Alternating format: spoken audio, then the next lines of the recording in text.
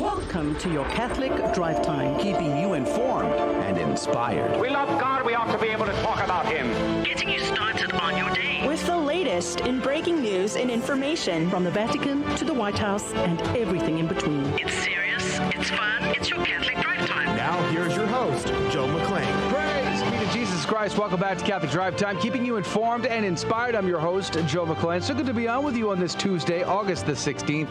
2022. Praise be to God. It's good to be back in the studio today. We were off for the holy day of obligation, the feast of the Assumption of the Blessed Mother, Queen of Heaven and Earth, Mother of the Word Incarnate. What an honor. What a title. Praise be to God. Could you imagine the moment that she enters heaven? Whew, man, I bet that was a big deal. I bet that was a big deal.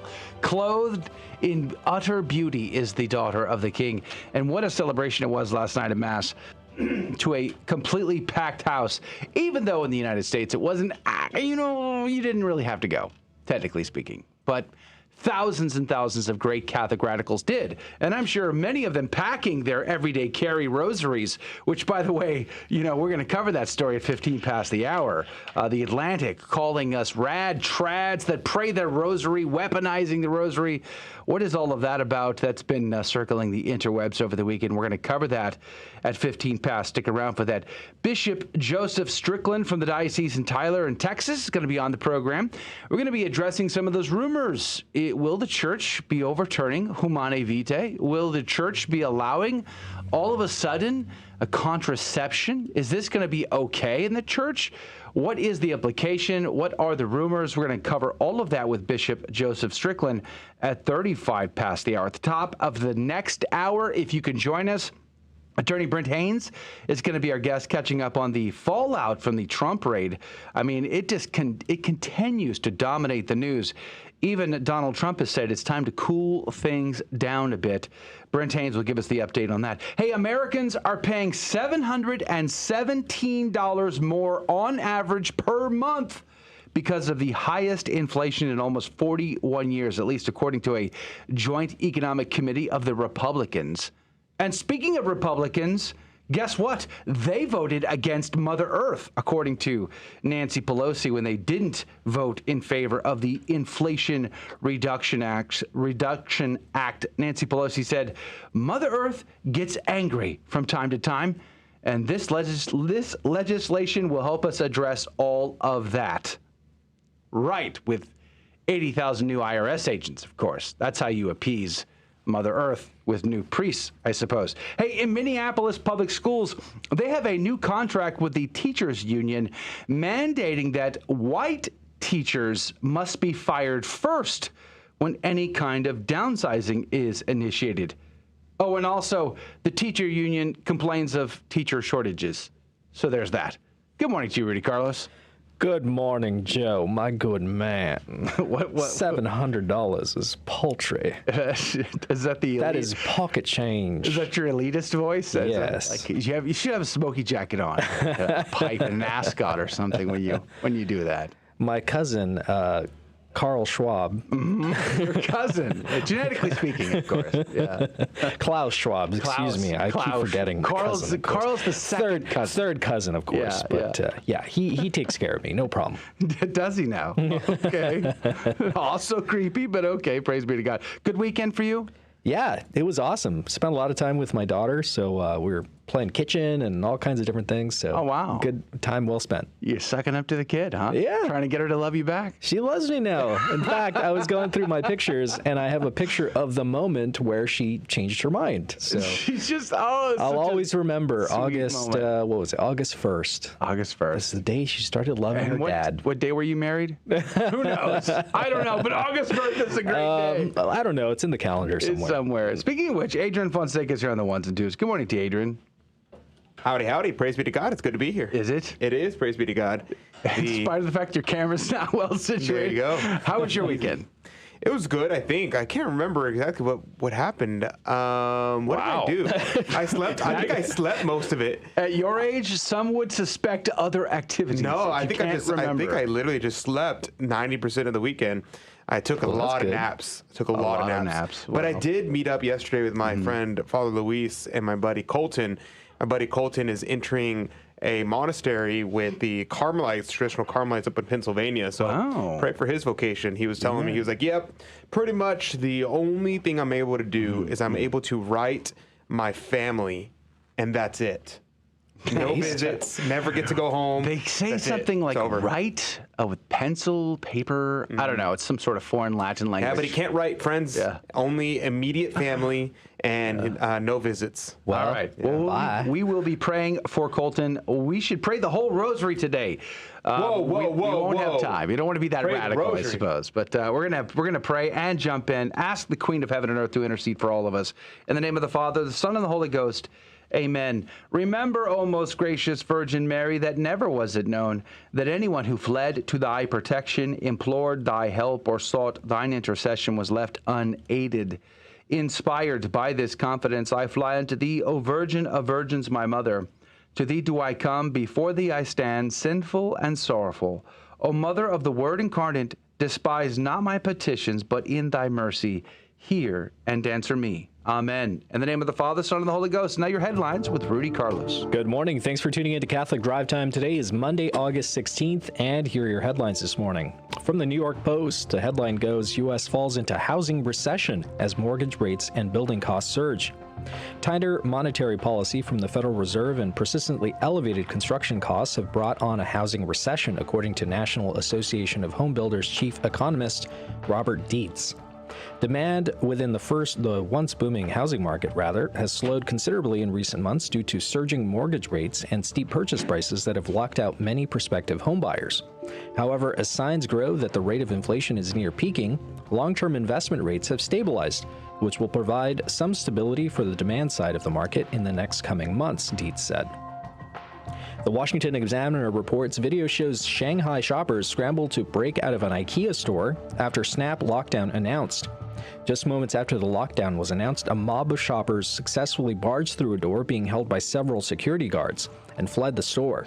Shanghai's lockdown was apparently declared when a shopper was found to have close contact with a 6-year-old asymptomatic COVID-19 patient, causing Chinese authorities, COVID authorities is what I was going to say, same thing, to attempt to quarantine everyone in the building. Those unable to escape posted on Douyin, which is the Chinese version of TikTok, that they were sealed in the store from 8 p.m. to midnight, at which point health officials transported them to quarantine facilities. The Texas Tribune reports Texas Child Welfare Agency fires employee for encouraging a foster child to consider sex work. The child in the state's foster care system was being housed at a Harris County hotel while awaiting placement. She was asking for food when the staff member proposed sex work. The child recorded the interaction in a video. This is only the latest controversy, to befall the state's Child Welfare Department, which has been under years of scrutiny for its inadequate care of some of the state's most vulnerable children. A quarter of the children who the Department of Family and Protective Services identified as victims of sexual abuse were victimized or re-victimized after entering foster care, according to court-appointed watchdogs. And Breitbart reports Biden administration left more than 800 Americans behind in Afghanistan. This was a really good article. I suggest you check it out over at Breitbart. Republicans on the House Foreign Affairs Committee released a report on Sunday detailing the initial results of their investigation of the Biden administration's handling of the Afghanistan withdrawal. Republican members interviewed people on the ground during the withdrawal, reviewed hundreds of situational reports, interviewed whistleblowers, obtained internal State Department memos, and took fact-finding trips to Pakistan, the United Arab Emirates, and Qatar. Despite the Biden administration claiming that there were only 100 to 200 Americans still left in Afghanistan, their investigation shows that there were more than 800 Americans left abandoned behind enemy lines. They also found that the Taliban offered on August 15, 2021, for the U.S. to provide its own security for the Kabul airport instead of Taliban forces, but that the U.S. turned them down, which allowed for the chaos unfolding just outside of the gates of the airport with little security and the subsequent bombing that killed 13 U.S. service members. And those were your headline news this morning. God love you. The saint of the day is King Saint Stephen of Hungary. He lived from 977 to 1038 and was the son of Magyar chieftain of Geza. Stephen succeeded him as ruler in 997. Already raised a Christian in 996, he wed the daughter of the Duke Henry II of Bavaria, and he devoted much of his reign to the promotion of the Christian faith. He gave his patronage to church leaders and helped build churches, was a proponent of the rights of the Holy See. Stephen also crushed the pagan counter-reaction to Christianity, forcibly converting the so-called Black Hungarians after their failed rebellion. In recognition of his efforts, Stephen was anointed King of Hungary in 1000, receiving the cross and crown from Pope Sylvester II. Stephen established a system of tithes to support churches and pastors and to relieve the poor. 1 out of every 10 towns had to build a church and support a priest. He abolished pagan customs with a certain amount of violence and commanded all to marry, except for clergy and religious. He was easily accessible to all, and especially the poor. He wrote a book explaining to his son how to be a good king. In it, he says, "My dearest son, if you desire to honor the royal crown, I advise, I counsel, I urge you above all things to maintain the Catholic and apostolic faith with such diligence and care that you may be an example for all those placed under you by God, and that all the clergy may rightly call you a man of true Christian profession. Failing to do this, you may be sure that you will not be called a Christian or a son of the church. Indeed, in the royal palace, after the faith itself, the church holds second place, first constituted and spread through the whole world by his members, the apostles, the holy fathers, and she always produced fresh offspring. Nevertheless, in certain places she is regarded as ancient. However, dearest son, even now in our kingdom, the church is proclaimed as young and newly planted, and for that reason she needs more prudent and trustworthy guardians, lest the benefit which the divine mercy bestowed on us undeservingly should be destroyed and annihilated through your idleness, indolence, or negligence." He survived all his children, dying on the 15th of August, 1038, at the age of 62. He was canonized by Gregory VII with his son Emmerich, the Bishop Gerard of Cesnade, in 1083. His right hand was incorruptible, them saying that his limbs, why was his limbs lasted and not be turned to dust? Well, it's because he gave so much to the poor. King Saint Stephen of Hungary, pray for us. Praise be to God in all things. The gospel today comes to us from Matthew chapter 25, verses 14 through 30, which is from the proper of the saints today. "For it will be as when a man going on a journey called his servants and entrusted to them his property. To one he gave 5 talents, to another 2, to another 1, to each according to his ability. Then he went away. He who had received the 5 talents went at once and traded with him, and he made 5 talents more. So also he who had the 2 talents made 2 talents more. But he who had received the 1 talent went and dug into the ground and hid his master's money. Now after a long time, the master of those servants came and settled accounts with them. And he who had received the 5 talents came forward, bringing 5 talents more, saying, Master, you delivered to me 5 talents. Here I have made 5 talents more. His master said to him, Well done, good and faithful servant. You have been faithful over a little. I will set you over much. Enter into the joy of your master. And he also, who had the 2 talents, came forward, saying, Master, you delivered to me 2 talents. Here I have made 2 talents more. His master said to him, Well done, good and faithful servant. You have been faithful over a little. I will set you over much. Enter into the joy of your master. He also, who had received the 1 talent, came forward, saying, Master, I knew you to be a hard man, reaping where you did not sow, and gathering where you did not winnow. So I was afraid, and I went and hid your talent in the ground. Here, you have what is yours. But his master answered him, You wicked and slothful servant, you knew that I reap where I have not sowed, and gathered where I have not winnowed. Then you ought to have invested my money with the bankers, and at my coming I should have received what was my own with interest. So take the talent from him, and give it to him who has 10 talents. For to everyone who has will more be given, and he will have abundance. But from him who has not, even what he has will be taken away. And cast the worthless servant into the outer darkness, where there will be weeping and gnashing of teeth. The gospel of the Lord. Praise to you, Lord Jesus Christ. Whatever God has given to you, use it for his glory and the salvation of souls today. We'll be right back. Ladies and gentlemen, this is your captain speaking. We're currently cruising at 39,000 feet. We'll turn that seatbelt sign off for you and let you move about the cabin. Looks like we're about 2 hours and 10 minutes from landing. Plenty of time for you to pray for religious vocations. Wouldn't it be great if everyone prayed daily for vocations to the religious life? Why not start today? A friendly suggestion from Guadalupe Radio Network. Protestants often think that the difference in the Greek words for Peter's name, Petros, and the rock, Petra, in Matthew 16:18, is evidence against Peter being the first pope. But does this objection deal the death blow that Protestants think it does? Nope, and here's why. First, even in the Greek of the New Testament, called Koine Greek, scholars recognize that there's no difference in meaning. In the IVP Bible Background Commentary, Craig Keener affirms that these two terms were cognate terms that were used interchangeably by this period. This view is supported by the fact that John tells us in John 1:42 that the Aramaic equivalent of Petros is Cephas, which means rock. So why the difference? Gender. Petros is masculine and Petra is feminine. It makes perfect sense that a feminine noun would not be used for a masculine name. I'm Carlo Broussard with the ready reason for Catholic Answers, Catholic.com.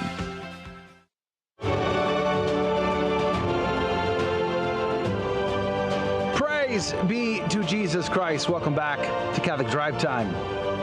Keeping you informed and inspired. I'm your host, Joe McClellan. So good to be on with you. Praise be to God. You might remember from, I guess it was last week, maybe the week before. Actually, we've talked about it over the past several weeks, really. The Pontifical Academy for Life, the JP2 Pontifical Academy for Life, has been trying to set the stage, it seems, for overturning Humane Vitae, to allowing contraception. And they argue whether or not Pope St. Paul VI, in his encyclical Humane Vitae, the only one he ever wrote, was in fact not a part of the magisterium, not infallible, not taught, definitively. So some are saying it can be overturned. And even the Pope made comments on his way back from Canada on the airplane that, dogma, theologians, everything's in development. We'll have to see how it all goes. Well, we've asked Bishop Joseph Strickland to be on. We're going to cover this coming up at 35 past the hour. So stick around for that. It's going to be an intriguing conversation with Bishop Joseph Strickland from the Diocese of Tyler in Texas. But there are, as I say, lots of stories in the news that are of great concern to me, and I'm sure they are to you. And, over the weekend, it is the memeology, the meme sphere blew up. It just became epic and awesome. I mean, pictures of open carry nuns with their rosaries just dangling from their side. There's, radicals. So pull out your rosary and hold it high. If you're driving right now, roll down the window and stick the rosary outside the window as you scream down the highway at 90 miles an hour. Let the world know that you are a rosary radical. What does this all mean? My rosary actually has bullets, to be honest with you. They're 9mm shell casings. And I take this to the airport and it gets looked at very suspiciously. I've had it pulled off to the side and they look, what is this? Why is this? Well, let's get into it. There was a story out of the Atlantic that caught the ire of Catholics all over the world, and rightly so. The headline, as of right now, says how extremist gun culture is trying to co-opt the rosary. However, that was not the original article. That was not the original headline. The original headline said how the rosary became an extremist symbol. So they, right out of the gate, were going straight after Catholics who prayed the rosary. So here's this article out of the Atlantic by Daniel Peniton out of Toronto, Canada. Just as the AR-15 rifle has become a sacred object for Christian nationalists in general, the rosary has acquired a militaristic meaning for radical traditional, or radtrads, Catholics. On this extremist fringe, rosary beads have been woven into a conspiratorial politics and absolutist gun culture. These armed radical traditionalists have taken up a spiritual notion that the rosary can be a weapon in the fight against evil and turned into something dangerously literal. Well, right out of the gate, this guy clearly doesn't know what he's talking about. I mean, anybody who says the AR-15 has become a sacred object is really insulting to the AK-47 crowd. Okay, because these are diametrically opposed categories. People who love AK-47s do not love AR-15s, and vice versa. So, and forget about the FAL. Hello, there's a whole subculture of FAL lovers out there too. So he doesn't even understand gun culture, let alone Catholics, the Rosary, and rad trads. The article goes on to say, nonetheless, their social media pages are saturated with images of rosaries draped over firearms, warriors in prayer, Deus Vult, God wills it, crusader memes, and exhortations for men to rise up and become church militants. Influencers on platforms such as Instagram share posts referencing everyday carry. Okay, I'm guilty. I kind of did that too, because it's cool and fun. And GAT check, GAT is slang for firearm. That includes soldier, battle beads, handguns, and assault rifles. One artist posts illustrations of his favorite Catholic saints, clergy, and influencers toting AR-15 style rifles labeled Sanctum Rosarium, alongside violently homophobic screeds that are celebrated by social media accounts with thousands of followers. Interesting. The theologian and historian Massimo Fagioli has described a network of conservative Catholic bloggers and commentary organizations as, quote, Catholic cyber militia, close quote, that actively campaigns against LGBTQ acceptance in the church. Well, because homosexual acts are intrinsically evil according to church teaching. So we would oppose anybody who would want to commit a mortal sin that would endanger their own salvation, let alone the health and physical well-being of others. I mean, hello, we have charity. The article goes on to say, these rad trad rosary as weapon memes represent a social media diffusion of such messaging, and they work to integrate ultra-conservative Catholicism with other aspects of online far-right culture. The phenomenon might be tempted to dismiss as mere trolling and merchandising and ironical provocations based on traditional Catholic symbols do exist, but their far-right's constellations of violent, racist, and homophobic online milieus are well documented for providing a pathway to radicalization and real-world terrorist attacks. Because, you know, the stories are replete in the headlines about people using their rosaries to physically harm people, right? Like, I mean, they're just everywhere of rosary attacks where people have been beaten or harmed physically with a rosary. I mean, just today there was like, let's see, no headlines, but I'm sure they're there. Nonetheless, just don't fact check it. Just keep going with it. The article goes on to say at The Atlantic, the rosary in these hands is anything but holy. But for millions of believers, the beads, which provide an aid memoir for sequence of devotional prayers, are a widely recognized symbol of Catholicism and a source of strength. And many take genuine sustenance from Catholic theology's concept of the church militant and the tradition of regarding the rosary as a weapon against Satan. As Pope Francis said in a 2020 address, quote, there is no path to holiness without spiritual combat, close quote. And Francis is only one of many church officials who have endorsed the idea of the rosary as armament in that fight. In mainstream Catholicism, the rosary as weapon is not an intrinsically harmful interpretation of the sacramental. And this symbolism has a long history. In the 1930s and 40s, the ultramontane Catholic student publication regularly used the concept to rally the faithful. But the modern radical traditionalist Catholic movement, which generally rejects the Second Vatican Council reforms, yeah, of course they do. All of them, right? Is far outside the majority opinion in the Roman Catholic Church in America. Many prominent American Catholic bishops advocate for gun control, and after the Uvalde school shooting, Bishop Daniel Flores of Brownsville, Texas, lamented the way some Americans sacralize death's instruments, close quote.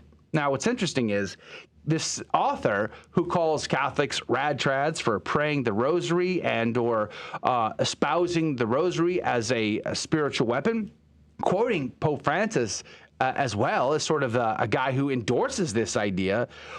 And the same breath also has issues with Catholics who don't, I guess, toe the line for Vatican II, hook, line, and sinker. That's kind of an interesting twist there, don't you think? From a guy who hates Catholics, who oppose LGBTQ, but expects them, on the other hand, to embrace every iota of Vatican II. It's like, it's bizarre. It's just weird. But I wonder how many Catholics have caught that little tidbit there. The article goes on to say, the militia culture, a fetishism of Western civilization, and masculinist anxieties have become mainstays of the far right in the U.S., and rad-trad Catholics have now taken up residence in this company.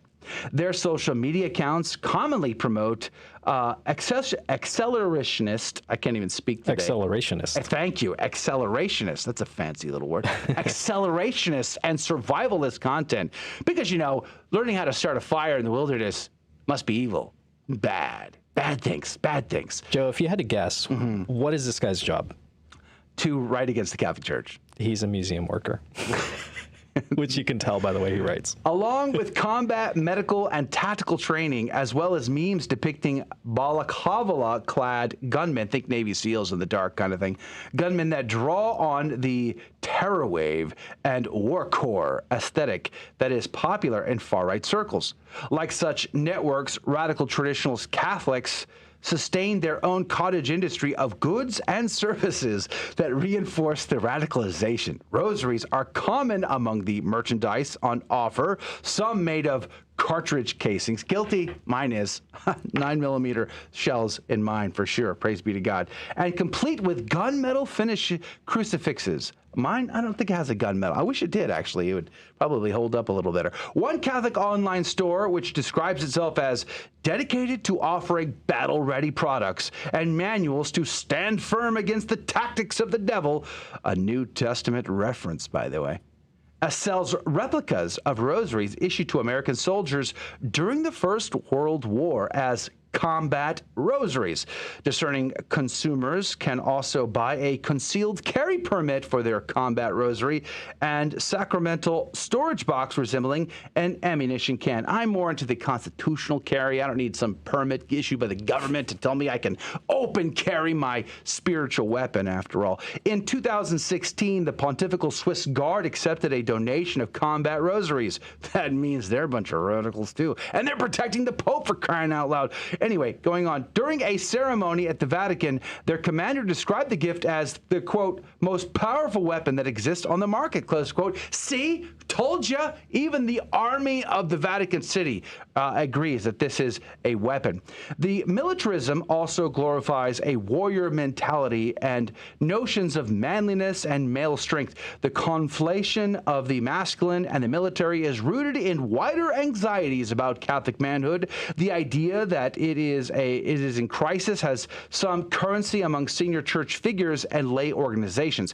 In 2015, Bishop Thomas Olmsted of Phoenix issued an apostolic exhortation calling for a renewal of traditional conceptions of Catholic masculinity entitled Into the Breach, which led the Knights of Columbus, an influential fraternal order, to produce a video series promoting Olmsted's ideas. But among radical traditional Catholic men, such concerns take an extremist turn, rooted in fantasies of violently defending one's family and church from marauders. The article does go on, but we're almost out of time here. And I encourage you to read the shenanigans involved in poor Daniel's little lament against Catholics who pray the rosary. And guess what? It is not radical, trad Catholics and their rosaries that concern me. No, no, no. It's the silent types, the grandmas kneeling in the pew, fingering their beads over and over again. It's the silent ones you have to really watch out for. Catholic radicals, traditionalists, praying their rosary to conquer the world, the flesh, and the devil, because it is not the flesh that we contend, but the powers and the principalities. Put on the armor of God, as St. Paul would say. And Our Lady, who commanded us to pray this rosary every single day. Let's defeat the devil today. Pray your rosary. Ave Maria School of Law is the Roman Catholic law school in the U.S., consistently ranked in the Princeton Review as one of the best and most conservative law schools, as well as Pre-Law's most devout law school. Ave Maria School of Law provides a traditional legal education while placing an emphasis on how the law intersects with the Catholic intellectual tradition and natural law philosophy. Ave Maria School of Law, unabashedly Catholic, consistently excellent. For more information, avemarialaw.edu. This is Dale Ahlquist with a Chesterton Minute. Have you ever heard someone say, "What's wrong for you may be right for someone else"? And besides, what's right and wrong changes like everything else. You can't fight these things. You have to just go with the flow. G.K. Chesterton says, right is right, even if nobody does it. And wrong is wrong, even if everybody is wrong about it. Right and wrong are not based on fashion and personal preferences, and not on the calendar. They're based on the laws of God, on eternal truth that does not change. And as for going with the flow, G.K. Chesterton says, a dead thing goes with the stream. Only a living thing can go against it. Want more than a minute? Visit us at chesterton.org. Welcome back to Catholic Drive Time, keeping you informed and inspired. And now here's a few more headlines. From LifeSite News, Cardinal appointed to investigate Vatican corruption dies at 98, with findings still not made public. With his long experience in the Roman Curia in 2012, Cardinal Tomko, along with Cardinals Julian Herranz and Salvatore De Giorgi, was notably tasked by Pope Benedict XVI with an investigation into the curial corruption surrounding the Vatileaks scandal of 2011, in which confidential papal documents had been stolen and leaked to the press. According to a 2013 report of the Italian news agency La Repubblica, as a result of the investigation, the cardinals drew up a document they presented to Pope Benedict on December 17, 2012, in which they detailed the findings of an active homosexual lobby network within the Vatican that, in addition to sexual corruption, also vied for money and power. In his funeral homily, Cardinal Ray praised Tomko's life work of dedication to the creation of numerous new dioceses, the construction of new churches, education centers, social centers, and the development of missionary cooperation of the pontifical mission societies in many countries. Rest in peace. The Epoch Times reports 200 sex trafficking victims, 37 missing children located during FBI operation. 200 sex trafficking victims and 37 missing children were found during the first 2 weeks of August in a nationwide sweep known as Operation Cross Country. Children are being bought and sold for sex in communities across the country by traffickers, gangs, and even family members, says Michelle DeLone, president of and CEO of the National Center for Missing and Exploited Children. We're proud to support the FBI's efforts to prioritize the safety of children. This national operation highlights the need for all child-serving professionals to continue to focus on the well-being of children and youth to prevent them from being targeted in the first place, she said. And the Daily Caller reports Minneapolis Public Schools to fire white teachers first, thanks to Teachers Union. Starting with the spring 2023 budget tie-out schedule, if accessing a teacher who is a member of a population underrepresented among licensed teachers in the state, the district shall access the next least senior teacher who is not a member of an underrepresented population, the contract reads. Minority teachers may also be exempted from district-wide layoffs outside of seniority order and given priority reinstatement according to the contract. The contract attempts to protect teachers at 15 so-called racially isolated schools from layoffs. These schools house the greatest concentration of poverty within the district. The race-based firing process is intended to make up for supposed past discrimination by the district disproportionately impacting the hiring of underrepresented teachers in the district. And those were your headline news this morning. God love you. Praise be to God in all things. Thank you, Rudy, for keeping us up to date. Joining us right now is Bishop Joseph Strickland. He is the bishop in Tyler, Texas, and we're very grateful for your time this morning, Bishop. God bless you and God love you. Thanks for being on. Thanks, Joe. Your Excellency, recently, His Holiness Pope Francis, on a plane ride back from Canada, said this. He said, quote, "Dogma morality is always on a path of development, but always developing in the same direction." He cited St. Vincent of Lerins as saying that the true doctrine, in order to move forward, to develop, must not be still. It develops. It is consolidated over time. It expands and consolidates. It becomes always more solid, but always progressing. That is why the duty of theologians is research, theological reflection. You cannot do theology with a no in front of it. Then it is up to the magisterium to say, no, you've gone too far, come back. But theological development must be open. That's what theologians are for. And the magisterium must help to understand the limits, close quote. That's His Holiness Pope Francis. Now, what's interesting is, as of recently, the last month or so, the Pontifical Academy for Life in the JP2 Pontifical Academy, at least some members of it have been espousing an idea of overturning Humane Vitae and allowing contraception to become, I guess, okay. There's a debate on this. So can you give us some insight from your perspective, Bishop Joseph Strickland? Well, yes, thanks, Joe. I think what it comes down to, really simply, is unchangeable truth. And one word that I caught in, I believe what you were quoting from Pope Francis, that I would totally agree in, is the word solid. The truth is solid. It is not fully known. It is a mystery. That to say that we fully know God is simply not understanding the great mystery of God. That is really more in the Greek sense of mysterion, just deeper truth than we can fathom.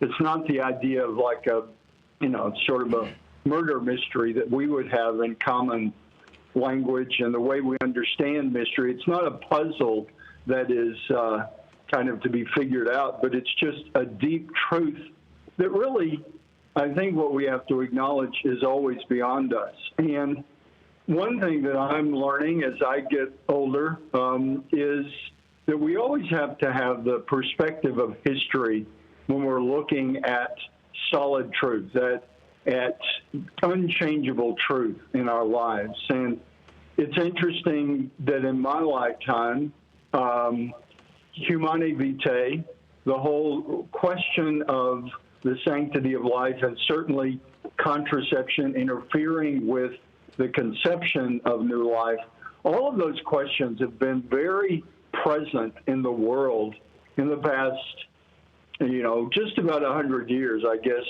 since they first really began developing ways to contracept, to intercept or interfere, you might say, with the natural processes. Certainly, ways of avoiding pregnancy from the marital act have, through the ages, there have been, ways that people have tried to do that, not accepting the plan of God, and that's not a new thing in humanity. But I think it is in our time, this question of the sanctity of life and who is the author of life, all of those questions whirl around. And thankfully, with Humane Vitae, which was very controversial in that time. I mean, I was just a kid and only learned of it later, but as I've talked to my parents and my older brothers and sisters even, that was really a headline similar to what we see in the world these days with questions. And, of course, it was in the context of the immediately post-Vatican II church, and a lot of questions were whirling around. But Pope Paul VI, to the surprise of many, now St. Paul VI, many were surprised that he came down the way he did with Humane Vitae. And I think that's a sign that the Holy Spirit guided the Pope, as we know that is the promise of Christ for the church, that the church and the Pope will be guided by the Holy Spirit.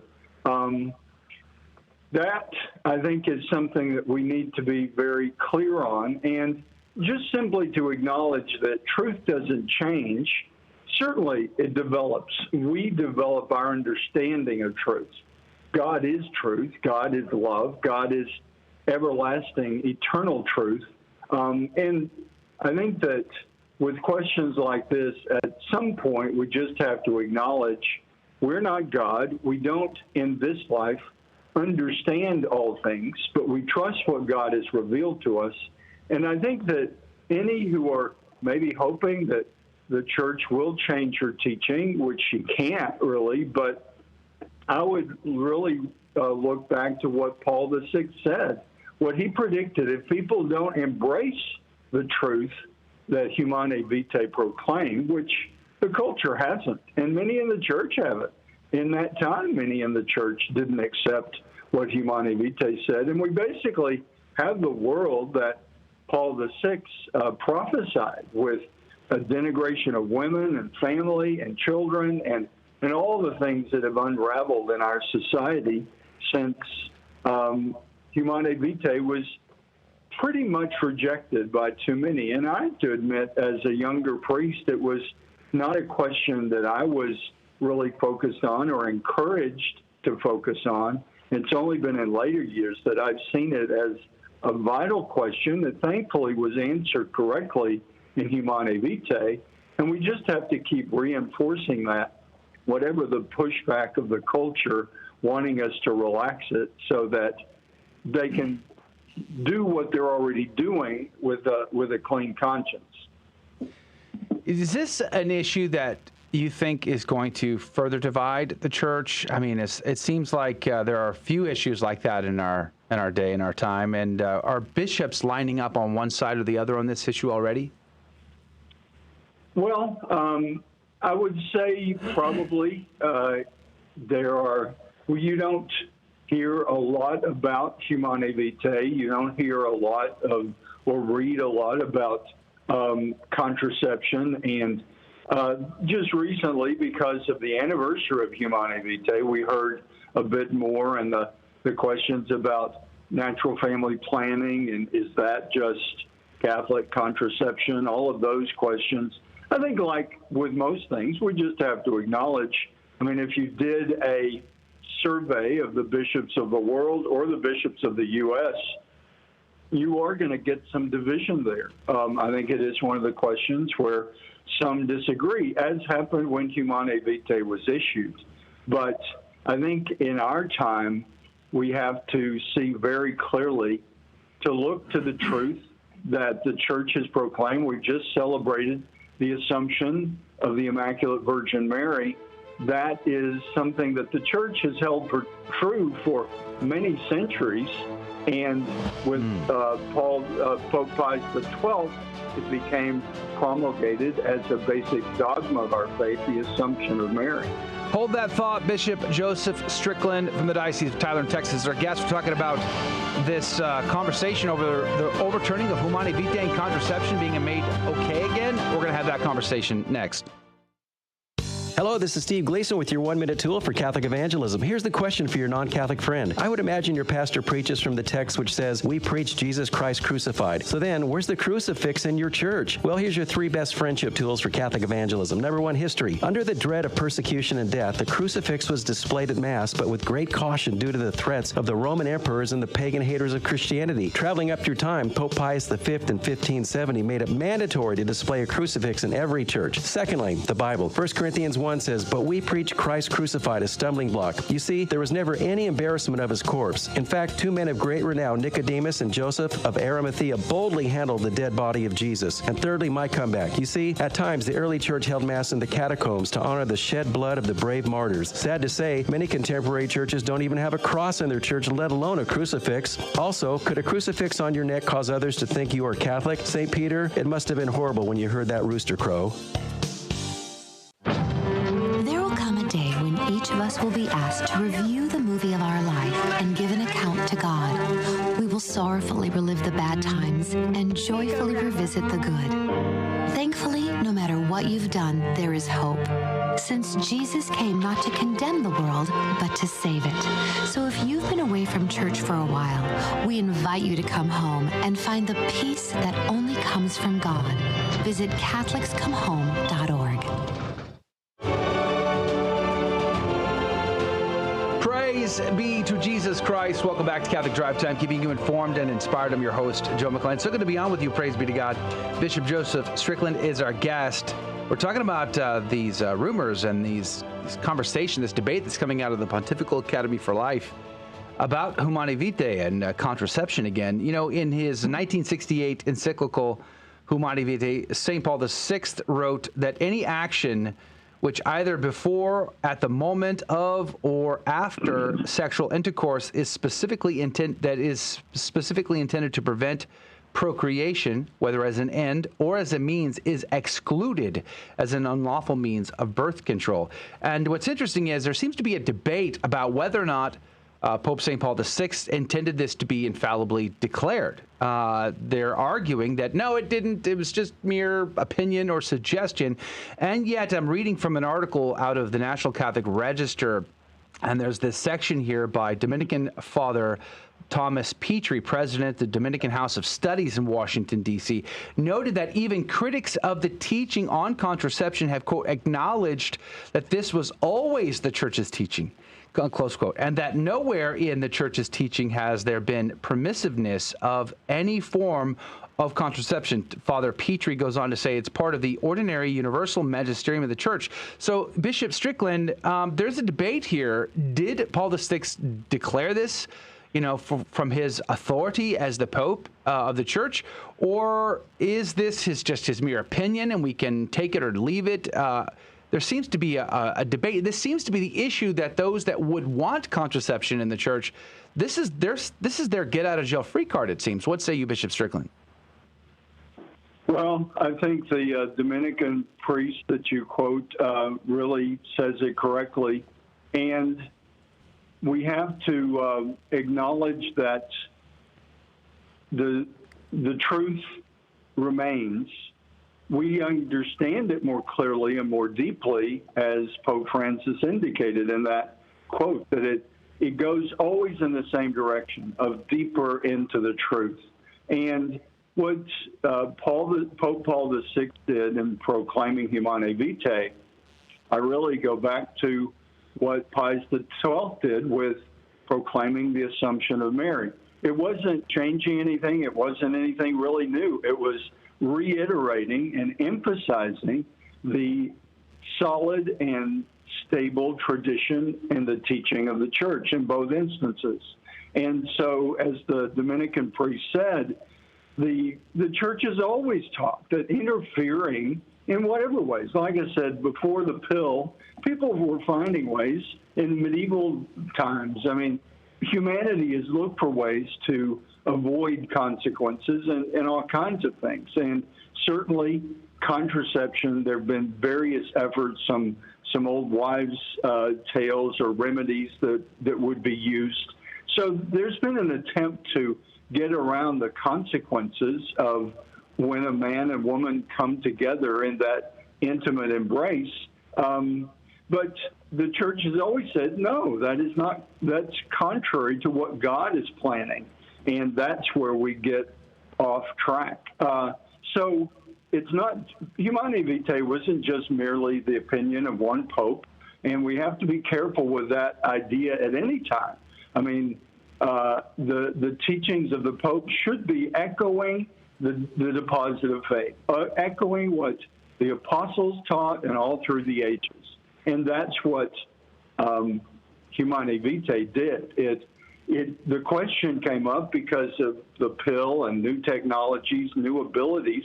I mean, there are all kinds of ways that contraception is practiced now, and that's what Paul VI was addressing in our modern world. But it wasn't a change of teaching, and it wasn't a new teaching, but it was a reaffirmation that for the Catholic Church and for the Christian perspective, we have to look to what is God's plan in every situation, and especially with the intimacy of a man and woman and what should be a marriage between a man and woman for life, open to life. That simple phrase, open to life, addresses the issue of contraception, and that has always been the teaching of the Church.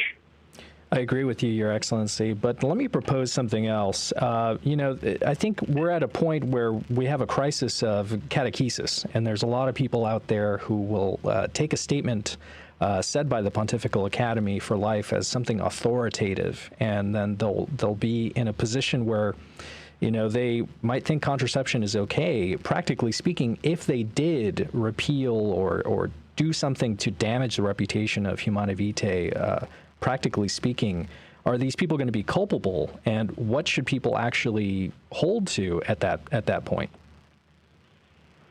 Well, ultimately, Joe, they have to hold to the truth and to be very careful about going back to what Pope Francis said. If it's reversing direction, if it's changing something, I would encourage, the individual Catholic can't say, well, the Pontifical Academy said it's okay, so I got to get a free card here.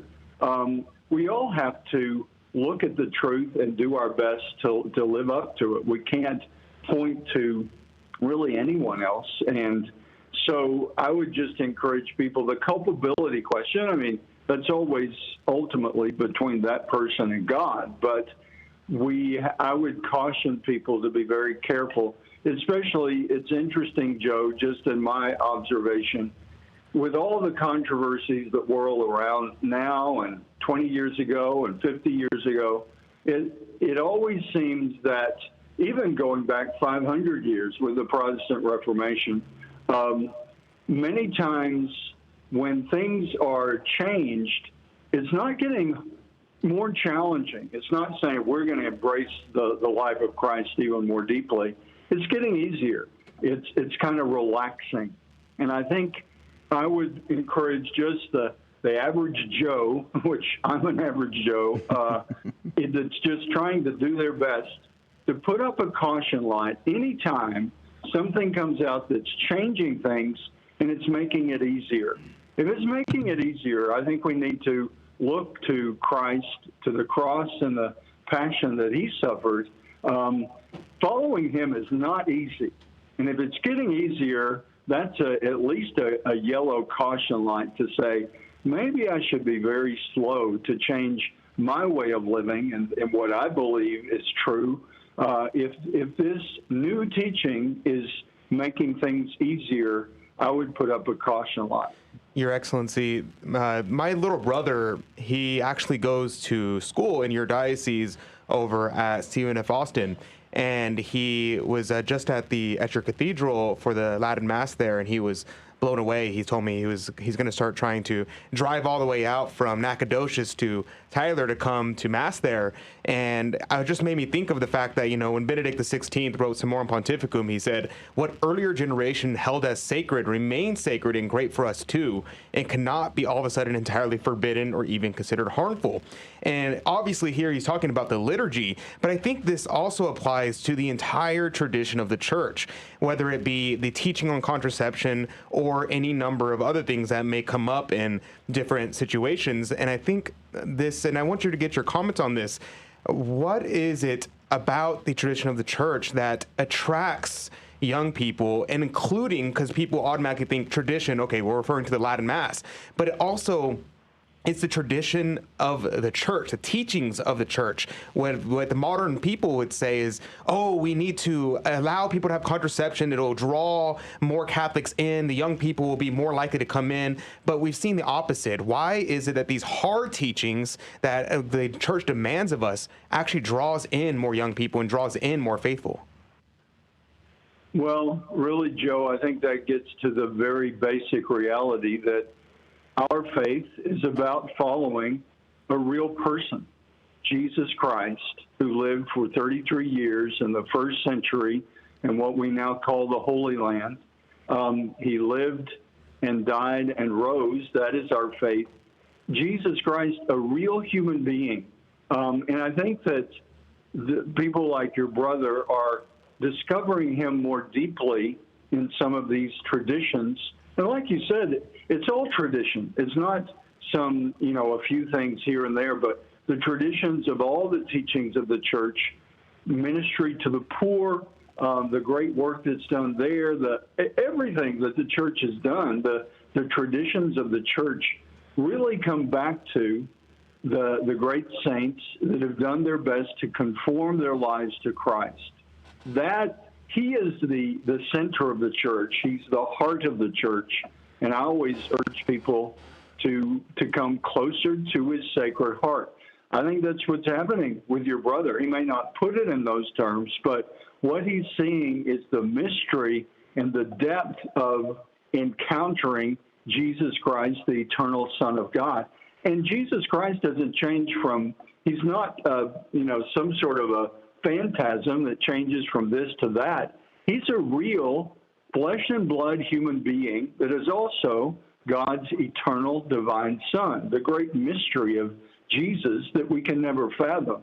But I think that's who people are attracted to, not so much what, but they are attracted to the person of Jesus Christ, that they see aspects of his face in the Eucharist, in the teachings of the church, and any manifestation that really brings us into the depth of the mystery of Emmanuel, God with us. So to me, that's the answer, and that's why we have to continue to support all the people that are coming to a deeper faith in whatever avenues. If they're coming closer to Christ, it's the church's job to support that, and for all of us to seek to live Christ more deeply. Amen.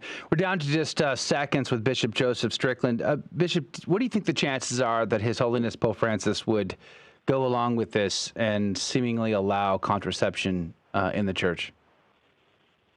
Really, I don't think it's likely. There have been, discussions of things.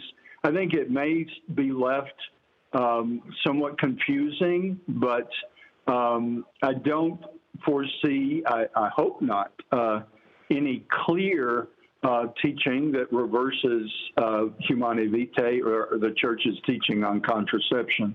But I think probably some confusion and lack of clarity is what we will probably be with for quite some time.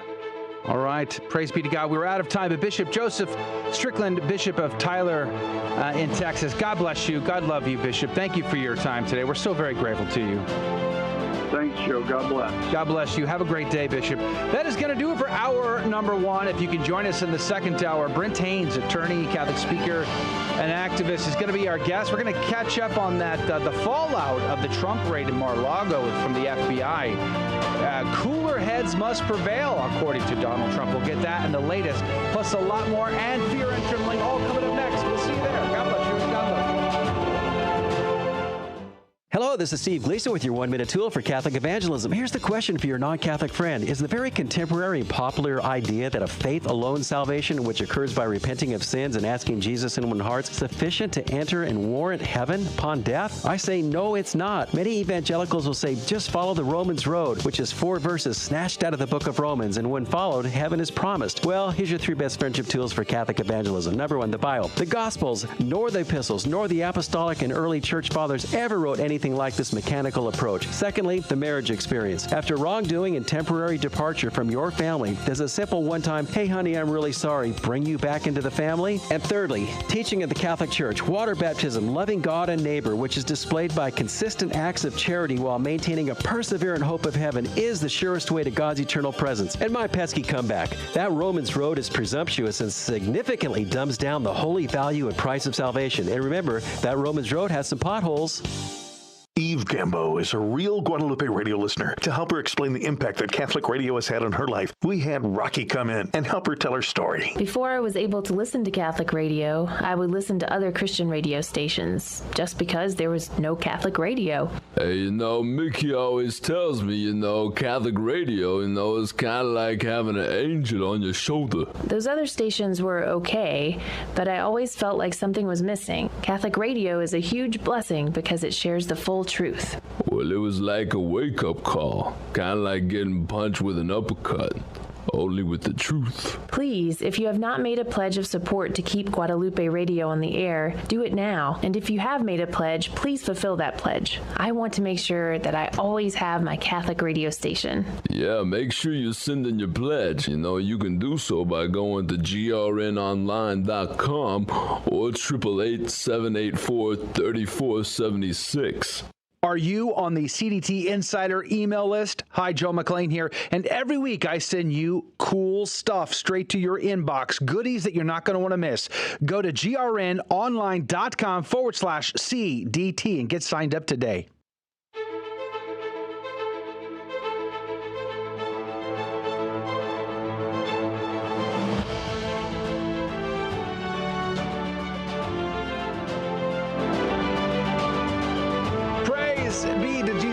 Welcome back to Catholic Drive Time, keeping you informed and inspired. I'm your host, Joe McClain. So good to be on with you. Praise be to God. Good morning.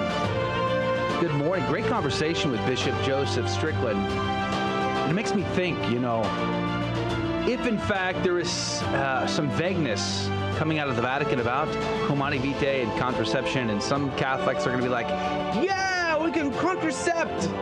Like, it's okay now. But the church doesn't actually change its teaching on that, which it's not going to, by the way.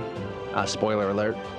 I wonder if a future council would have to be convened in order to clarify and sort of settle the issue. Casti Connubii, even John Paul II called it intrinsically evil.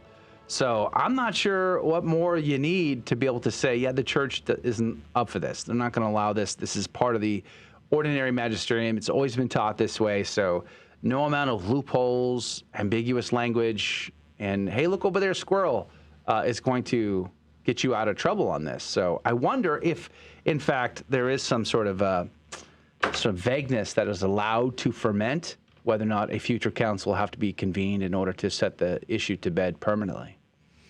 Yeah, I mean, that's going to be a long council, let me tell you, because there's been several years of ambiguity and just confusing teachings there. Mm-hmm. And, souls are at stake. So was that a joke to put it to bed there? To put it to bed. You didn't like that? Pun. Got him. Pun not intended. Got him. Hashtag we are all Joe. Hashtag we are all Joe. Hey, man, I ask the best questions. It's true. All I got to say. You really do.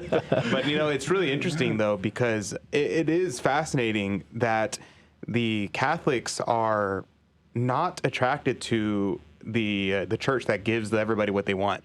Mm-hmm. If they cave to the world and says, just do whatever you want, those churches are empty. It's the churches that demand much or saying, hey, you know how there's an optional, you could just give up meat on Fridays if you want to, you don't have to. Yeah. And it's those churches that are like, yeah, you should do that. And then those are the churches that are full. It's kind of interesting. It's like human beings desire to sacrifice and to do hard things. When things are too easy, it's like, why am I doing this again? It's too simple. Well, it's like easy. The bishop was saying, that it's liberating when you have these parameters for you to live out your faith. So it definitely is a good reason why those churches are filled to the brim. Yeah. Standing room only. Mm-hmm. Got to get there early. Be fruitful and multiply. The very first command given to the married couple in the garden by our Lord. Unless you want a Corvette. Unless, of course, you want that in the second home. It's in the footnote. I just want first home. Ford F-150 Raptor, midnight blue. What else? Quads. You want quads?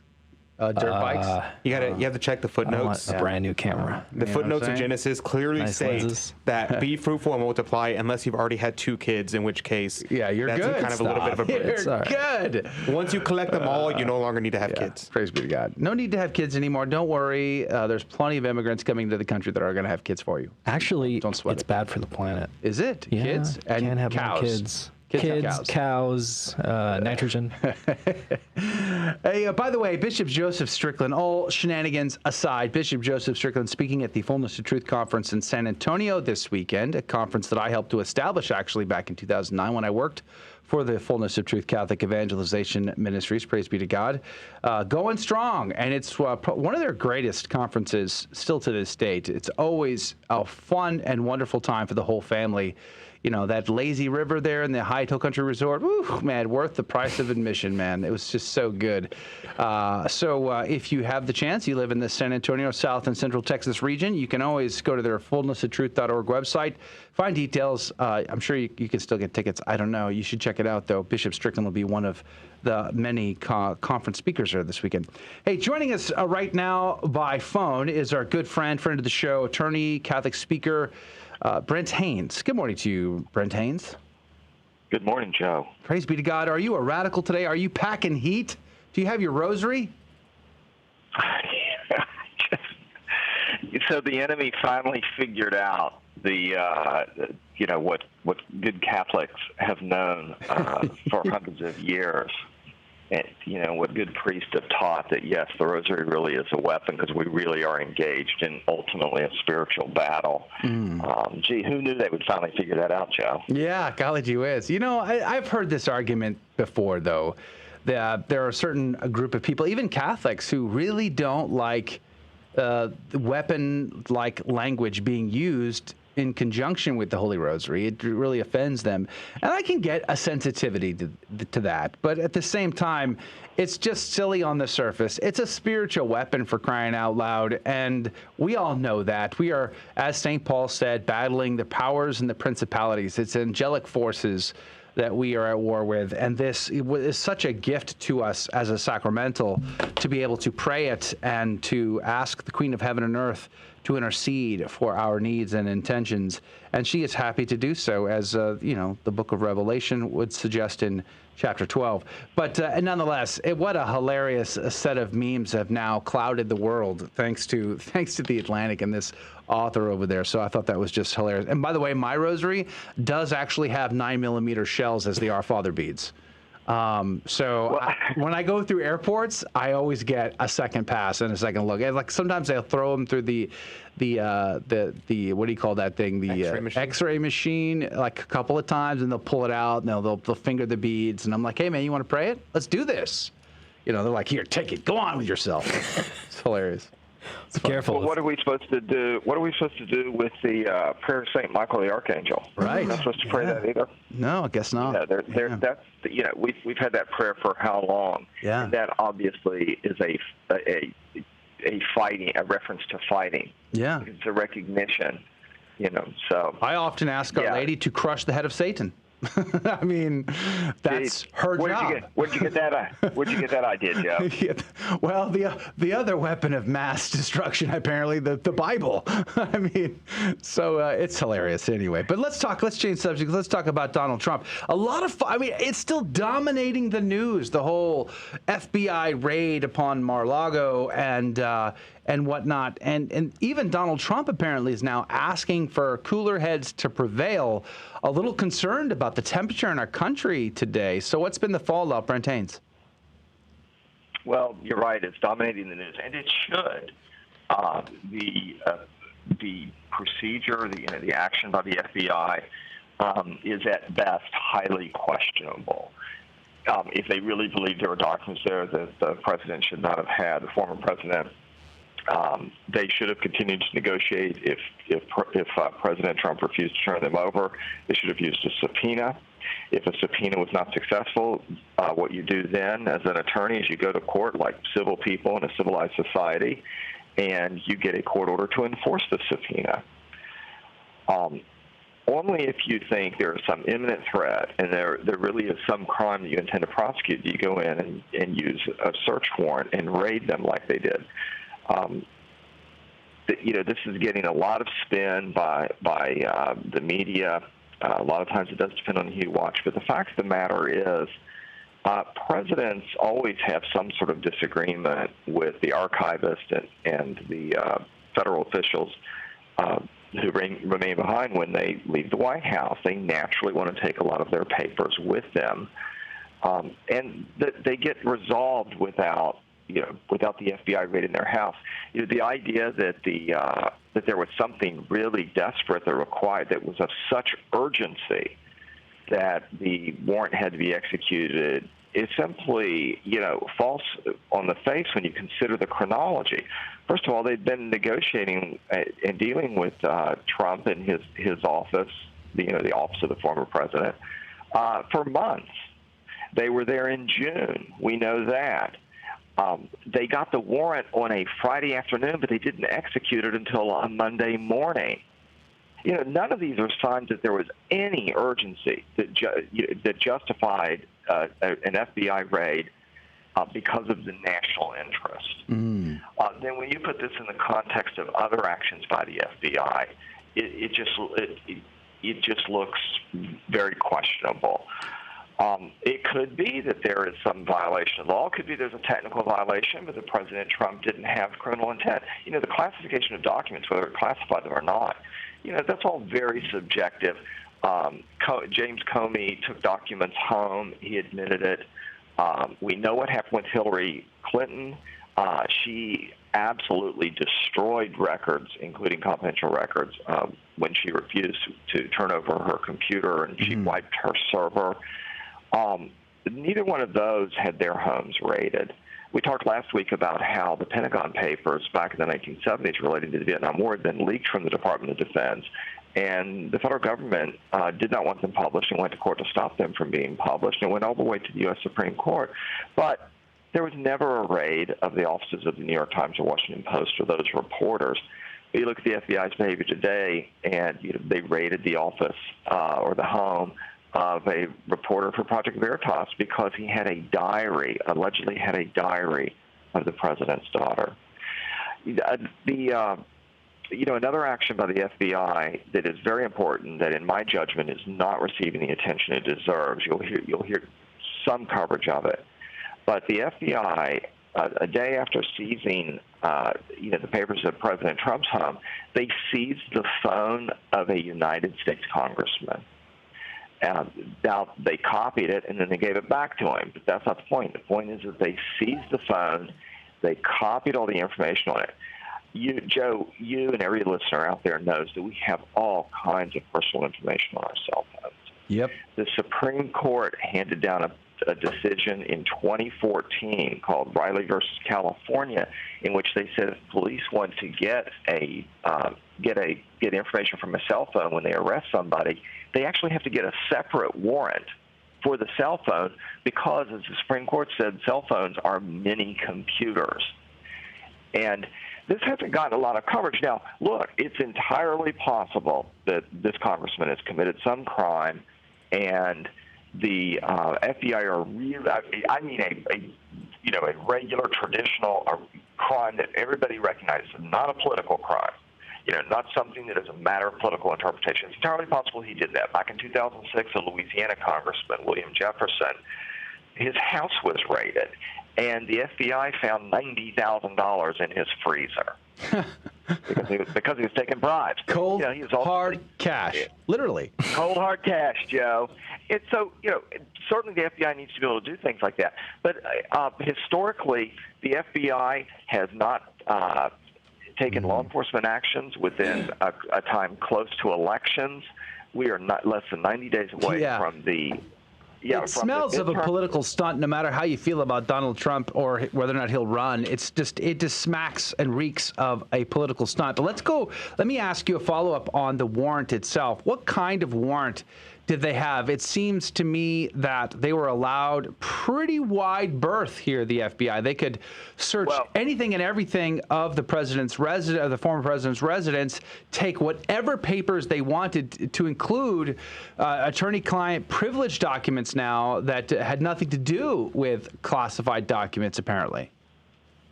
Well, first, we won't know the real details and the real story about the warrant until we see the affidavit that supports the warrant. A lot of people think that the warrant itself is the key issue. Obviously, the warrant is the court order. But any time a police officer or any kind of law enforcement officer, including an FBI agent, wants to get a warrant, they have to explain to a judge or a magistrate why they want the warrant. And they have to do that in writing. They can't just telephone a judge and say, hey, judge, I want to execute a warrant on this particular person, and the judge says, yeah, that sounds like you have a good reason, go ahead. No, it has to be in writing, of course. That affidavit is what spells out everything and will explain the probable cause, which is a constitutional requirement, for the search that the FBI agent alleged and that the magistrate approved. And now they're in court arguing over whether or not, the warrant affidavit will be released. Now, having said that, in any time officers go and look for evidence, they're going to write the warrant broadly enough that they can conduct a search sufficient to find all the evidence. I've been part of warrants doing that. I've been on warrant executions doing that. But here, whether it was written broadly or not, they certainly over-executed because they took the president's passport. Yes, they took his passport. Hey, Brent, we're out of time. We'll have to catch up with you again next week. But thanks for giving us the fallout news of this story that continues to dominate the headlines. Brent Haynes, attorney and Catholic speaker. We'll see you next week. Hey, coming up after the break, Fear and Trembling. You could win prizes. 877-757-9424. I had a theology professor who told me that Adam and Eve were just myths and that the rest of Genesis was all just legend. Is that what the church teaches? Absolutely not. The church has always taught that Adam and Eve were real people and were the first human beings from whom all other human beings are descended. In 1950, Pope Pius XII in the encyclical Humane Vitae states, "The faithful cannot embrace the opinion that after Adam there existed on this earth true men who did not take their origin through natural generation from Adam, or that Adam represents a certain number of first parents." In other words, the church teaches that all humanity descended from Adam and Eve. They were real people. Paragraph 38. This encyclical, in fact, clearly points out the first 11 chapters of Genesis do nevertheless pertain to history in a true sense. Again, Adam and Eve are not myths, and the rest of Genesis is not legend. Genesis is history in a true sense. Paragraph 39. Therefore, whatever of the popular narrations have been inserted into the sacred scriptures must in no way be considered on a par with myths or other such things. Can it be stated any clearer than that? The Catechism says, paragraph 375, the church teaches that our first parents, Adam and Eve, no mention of a myth here. Paragraph 404, by yielding to the tempter, Adam and Eve committed a personal sin. Someone please tell me how do myths commit personal sins? Adam and Eve's are not myths. Genesis does not contain myth or legend. That is church teaching. Challenge anyone who teaches differently to produce their sources from a magisterial document. They can't do it. They can, however, produce countless books and articles by theologians. Not good enough. A beacon of truth in a troubled world. This is the Guadalupe Radio Network, radio for your soul.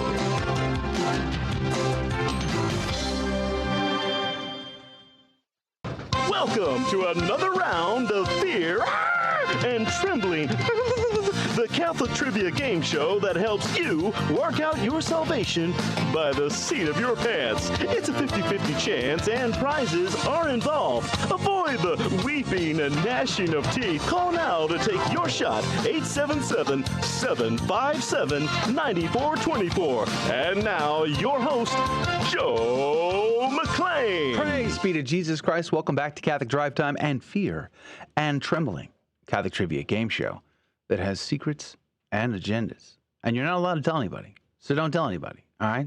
I mean, like, just keep it between us. Like, you know what I'm saying? Like, stop it. You're tweeting. Don't do that. Don't tweet my secrets out, all right? All right, here's the deal. We have 3 Catholic trivia questions in front of us. But we don't ask the caller any of these questions, so they don't need to know. Praise be to God. That's like the real kicker here. But the secret is, I like to teach the faith. So we look for teachable moments in the questions, and they may learn something. You may learn something you didn't know before about your Catholic faith. Praise be to God. We like to have a laugh. We like to have a good time. And our callers are actually amazing. They laugh with us. We enjoy that most. And then we give out prizes, which means it's a winner for everyone involved. You learn something, and you might win something, and it's super easy. Praise be to God. The reason why I don't ask the caller the questions is because instead of asking them, I'm going to ask Rudy and Adrian. One of them will give us a correct answer. The other will give us an incorrect answer. The caller will then have 15 seconds on the clock to make a decision. Whomst do they trust more? And then, if they get it right, every correct answer goes into the coffee cup of Divine Providence, the original coffee cup of Divine Providence, to win this week's prize. The one, the only, yes, officially endorsed replica of the coffee cup of Divine Providence. Today, this week, we have a shorter week, so our sponsor is going to be Catholic Drive Time. You're going to be the envy of your friends and neighbors. Man. As you sip your favorite refreshing beverage from your trusty, autographed, might I add, CDT mug. That's good. It's always better out of a CDT mug. Too bad I don't actually Just imagine Folgers in a CDT mug. The best part of waking up is CDT mug. And we should make that rhyme, though. Yeah, something like that. Anyway, praise be to God. So congratulations if you are the winner ahead of time. I'm just going to think ahead here, but you still have chances. You got tomorrow, you got Thursday, you got Friday, plenty of chances to get in on the prize. So stick around. If you don't get on today, you can try back tomorrow. Let's go to the phones. Donnie and Tony, good morning to you. Good morning. How are you? Praise be to God. We are alive. How are you? We're good. Well, Staying alive. that counts, doesn't it? I mean, it's Tuesday, praise be to Jesus. And where are you calling from? And we're calling from Dallas, Texas. Dallas, Texas. This is not from Rowlett, the busting metropolis of Rowlett. Started there, now in Dallas. Now in Dallas. Praise be to God. And remind us, once again, where do you go to church? We go to Sacred Heart. Sacred Heart. Yes. Praise be to God. I think I haven't been to Sacred Heart in 12 years, maybe. It's been a long time. Now, Tony, are you back in school? What's your status today? Today, no, I'm in the vocational center. Wow. That sounds like fun. What do you get to do there? Well, I go to work in mornings, and after that, I have lunch and classes. Yes, and I have classes. Wow, exciting. Nice. Praise be to God, Tony. I'm happy for you, my friend. It looks like you're going to have a great full day. And we're going to get started here. I know you're a regular. You are a CDT insider. You know how this works. But you should be warned, Brother Rudy is wearing a tie today, so you're going to have to correlate that information accordingly. But we will start with Team Rudy, as is our custom, our patrimony and church-approved tradition. Good morning to you, Team Rudy. Good morning. And we are wearing a solid Oxblood Gig'em Aggies tie. Gig'em Aggies. Do they say? I don't think they say Gig'em Aggies in Dallas. Gig'em?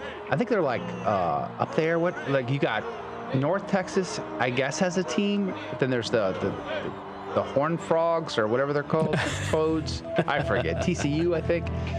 Nonetheless, let's just see how this goes. Are you ready, sir? I am ready. Praise be to God. Let's start with a history question. Some of my favorite of all quiz questions are history questions. So let's get this started correct here. Could you tell me who was the last non-Italian pope?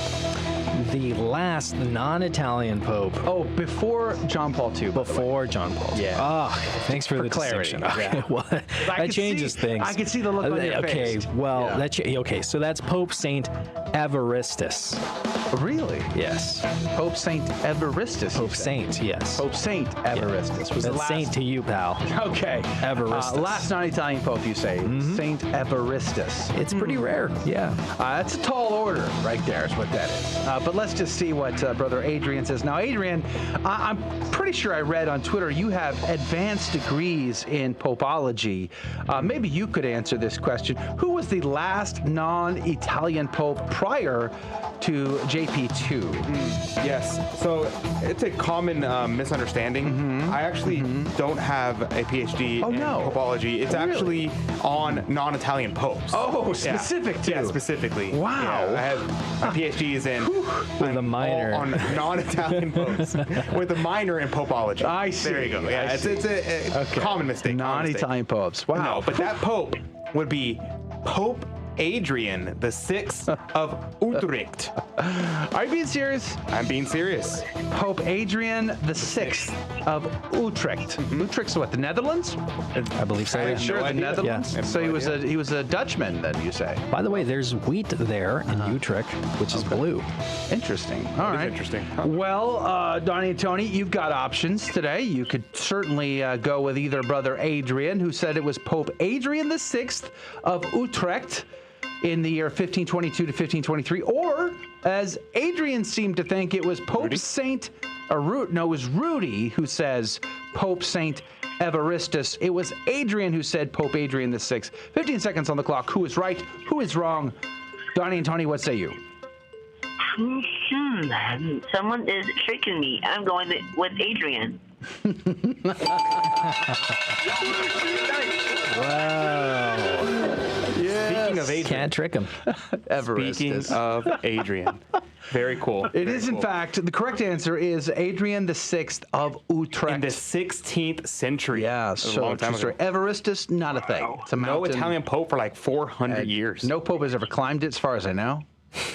So there you go. That's actually a real pope. Okay. No, it's not. Okay, here we go. Second question. We're going to go to Adrian this time. Adrian, you are often found getting down on your knees. Could you tell me what is the only relic which receives a genuflection when exposed? Yes, so this is a trick question from the tricky Joe McClain. What? Yep. No, Yep. There are no relics and that you should genuflect to when exposed. What? The only thing you genuflect to when exposed is the Holy Sacrament. Interesting. And you genuflect on 2 knees. Interesting. Okay. Let's just see what Rudy says. Rudy, perhaps you could enlighten us. What is the only relic which receives a genuflection when exposed? The only relic, very interesting story, by the way, I would look into it, is the relic of the true cross. Oh. Very interesting way it was found. Maybe we can talk about it in the after show. So you're saying only the cross. When they bring out the relic of the true cross, we would get on our knees. Oh, yeah, you better. Okay. Huh. Interesting. All right, Donnie and Tony, you got options. Rudy says you could you should genuflect to a relic of the true cross. Adrian says, not going to happen. It's only to the Blessed Sacrament. 15 seconds on the clock. Who is right? Who is wrong? Donnie and Tony in Dallas, Texas. What say you? I love it, Joe. It's going to be Adrian again. I don't think. No, go the other way. I'm so sorry. I just. Yeah, let's reflect on who was tricky there. It's over. Let's just take a moment and take that in. But anyway, Rudy was in fact correct. A relic of the true cross is when we would genuflect to a relic. So, and I've been fortunate and blessed to do that on a number of occasions. Yeah. But we learned something, Tony. Don't fret. We learned something. You're in the cup. A regular genuflection. You could win. You might win again. Let's just see here. We're going to get you in for another question, which I think is probably the easiest of all. We will start with Rudy again. Rudy, can you tell me what is Martyrion? Martyrion. Thank you. I think it's Greek.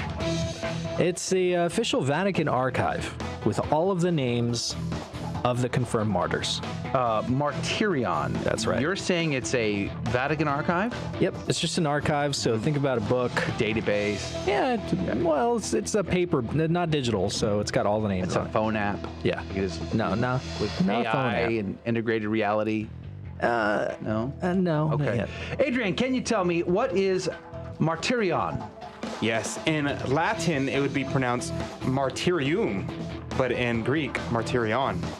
And it is the place where the relics of martyrs are buried. All right. Donnie and Tony, Martyrion, is it the place where martyrs are buried? Or is it just a database someplace in the Vatican archives, someplace somewhere under deep mounts of dust that Rudy seems to suggest? So Adrian's on the board for the burial place. Rudy's on the board for the Vatican archive. 15 seconds on the clock. Who is right? Who is wrong? Tony and Donnie, what say you? Okay, I'm going to bet Rudy. Go the other way. No, it's Adrian. Wait, other way. All right. Oh, you got it. I heard Adrian. Did you? I heard Adrian. It counts. Praise be to God. Congratulations, Tony. It is, in fact, the correct answer is the burial place of a martyr is the correct answer for Martyrion, which I'm sure I'm still not saying correct. But nonetheless, Donnie and Tony, God love you. God bless you. Thanks for playing our game, having a laugh, and have a great day, Tony. Thank you. I've always loved doing this. We love having you on, too. So we'll see you next time. I'm going to put you on hold. That's going to do it for the radio side of the show. We survived it. Praise be to God. In the after show, I'll catch you up on my carnivore journey of torture. What are my results so far? I'll let you know on the other side in the after show. Go to grnonline.com/CDT to hang out on the live video stream, and we'll chat directly. Thank you for joining us on Your Catholic Drive Time, where it is is our pleasure to keep you informed and inspired. Join us Monday through Friday at the same time, right here on your favorite Catholic radio station. Don't forget to connect with us. Just go to facebook.com/Catholic Drive Time. Again, that's facebook.com/Catholic Drive Time. Be sure to share more than just us today. Share Jesus with everyone you meet. Bye now, and God love you.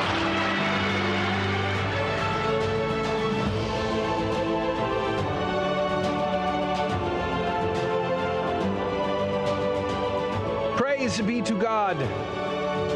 Welcome to the after show, where we get a lot more casual and comfortable about the conversation, and you get to drive that conversation through your commentary. And the best way to commentary is by commenting on one of the live video feeds: YouTube, Twitter, Facebook, Odyssey, Rumble. Some great conversation going down on the Rumbles this morning, I see. Zero BKR is on there from Germany. Praise be to God. I see MT Spiel is over there. Good morning to you, Monica. Gunslinger Z19, our friend Damon, is over there. Praise be to God. Is that Monica that I met yesterday at Mass, after Mass? What? I'm not sure if it's that Monica or a different one. Kendrickson, good morning to you. Thanks for hanging out with us today. Also, on our Telegram group, lots of great conversation today. Jay Koch is over there. He says, personally, I think Joe's coworkers should be nervous about his carnivore diet. Why? Ever have roasted Rudy? Maybe some Adrian a la mode? Anyone? Let me ask you guys something. Let me ask you something. If your leg was supposed to be amputated and there's nothing wrong with it, like nutrients-wise, would you eat it? No. Jacob's going to be like, yes. How starving should I have to be before I decide to become a cannibal? You'd never. What if your plane crashed and your leg is this conversation there? again. Yeah, we did already have this conversation. Yes. I see our friend Koniger, Mike Koniger, is over there. The brick wall, praise be to God. They're posting pictures of radical rosaries over there. I mean, like super radical rosaries being posted on our Telegram group this morning. Good morning to you. Richard, good morning to you. Praise be to God. Good to see you, my friend. Thanks for hanging out with us on Telegram this morning. We got to find a way to put the live feed in Telegram. That'd be cooler. Some way, somehow. I see Clarissa's over there, and Monica's over there, and I see Damon's over there. Praise be to God. Luz, good morning to you, Luz. Good to see you there. Thanks for hanging out with us today. If you're on the Telegram group, make sure to say hi. We'd be appreciative of you. Over on Facebook today, let's see, I saw several people. I see Junior Barr's going to go to the Fullness of Truth Conference this weekend. Leslie R. Gilbert Simmons, good morning to you. Thanks for hanging out with us today. I see June, and again, Rick, our friend from Buffalo, Sonia Morales, Patty, good morning to you. Mimi, good morning to you. Thanks for hanging out with us today. I see Gloria Deanne Lopez and Don Paddock. Praise be to Jesus. Lori Powell is over there. Over on YouTube, Jay Koch is still commenting. Paul, our friend from Buffalo. Yvonne is over there. Paul Adams is over there. Praise be to God. I see Alberto. I see a conglomeration of a bunch of letters that I would not begin to know how to pronounce that. I mean, I have enough speaking English problems, let alone GFDTHHCVXT. Okay. We're glad you're here. Praise be to God. Let us know how to pronounce that and where you're from. I am guessing, a brand new commenter, which makes us happy. So praise be to Jesus. Let's see here. I know Kimberly Sunderman was on earlier. Praise be to God. Hopefully she's still here. Just scrolling backwards to make sure I got everybody. Let's see here. Let us know did you guys go to Mass last night? Let us know. Last night was packed. Man, it was packed at the parish. Whew. Standing room only. There was literally no place to go. Every crevice was full. We stood in the bathroom for a minute. Becky Dominguez, I see you there. Good morning to you. Thanks for hanging out with us today. Lord, save the Skittles. Yea and amen, Yvonne. I see Tammy Marbury. Praise be to God. Good morning to you, Tammy. I see Death Booker, which is actually 0PKR. Death Booker. What are you, like a mortician? 0PKR? Like, what is Death Booker? Like, help me understand that one. Give me some context. Master Baker, good morning to you. Paul Adams says he ushered at his church last night. That's awesome. Good morning, gentlemen. Good morning, chat, says Master Baker. By the way, Joe, Pope Evaristus was a real pope. He was the 5th pope. Oh, you did? You were right. I thought you were making that up. Nope. I was thinking you were just... I would never lie. Father. I thought you were just tagging into Mount Everest. That's all. My bad. I follow... He was the which pope? The 5th pope. Evaristus was the 5th? Yes.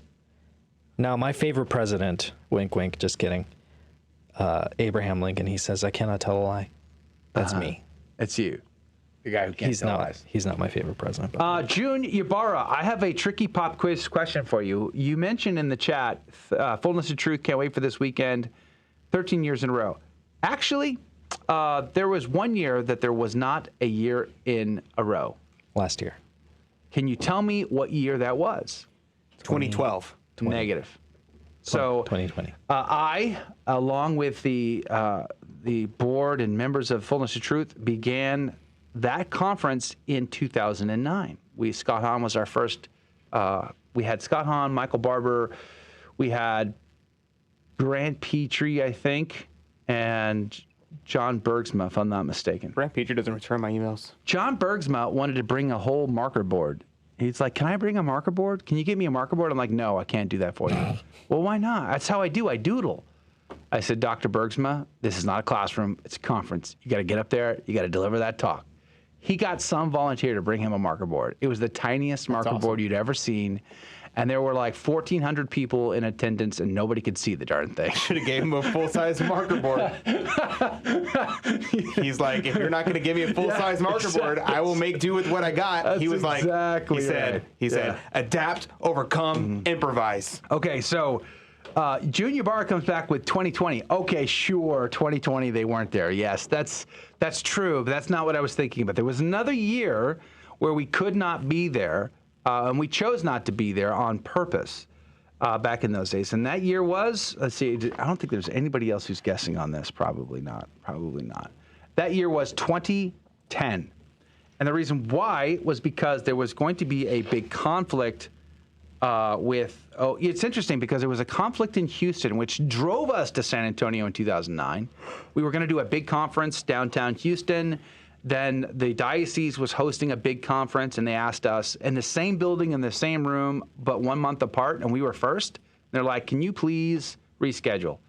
And we said, okay, Your Eminence, we will reschedule. So we did. We decided to punt to San Antonio.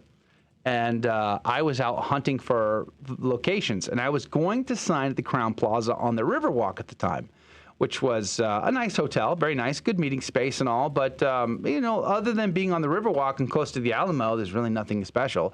Parking was horrible. But nonetheless, before I could sign the contract, we got a deal at the Hyatt Hill Country Resort, and it was way better.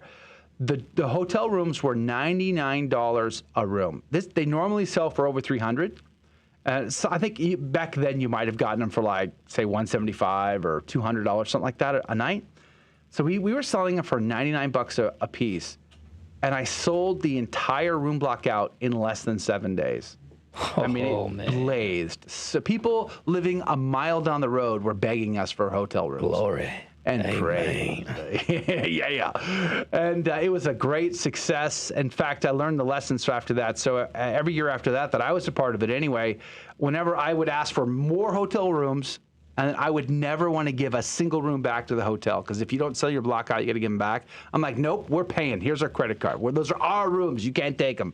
And the hotel kept pushing to get rooms back from me, because I'm like, no, I want the whole hotel. I want the whole thing. It's ours the weekend. Nobody else can get in. That was what I wanted, but they wouldn't let it. But nonetheless, it was always a great place, a nice place to be. Wonderful crowd, great conversation, good talks. I did go to the conference in 2020, if I'm not mistaken. And they made everybody wear masks, and I never enjoyed that. That was great. So I don't think we were there. I think we were there in 2020. So 2010 was the year. And the big reason was conflict with Father Karapi, who wanted a stadium all to himself of 10,000 screaming fans. And so we punted on that year. so that could happen. And we came back the following year and been back ever since. I don't say we, I mean they. Fullness of truth. Was the stadium packed as planned? Yeah, right before he abandoned his priesthood and left the faith. Yeah. Mm-hmm. What? Yeah. That actually happened? You don't know the story of Father Crockett? No. Okay, so yeah, he got into trouble with the bishop in Corpus Christi, whom his order was under his authority. And his order was trying to get him to come back in from being sort of a satellite out on his own, doing his own darn thing. Mm-hmm. And he refused to come. So he asked to be laicized. The order tried to talk him out of it. He refused and remained stalwart in his desire to be laicized. So he got laicized. And then he became the black sheepdog.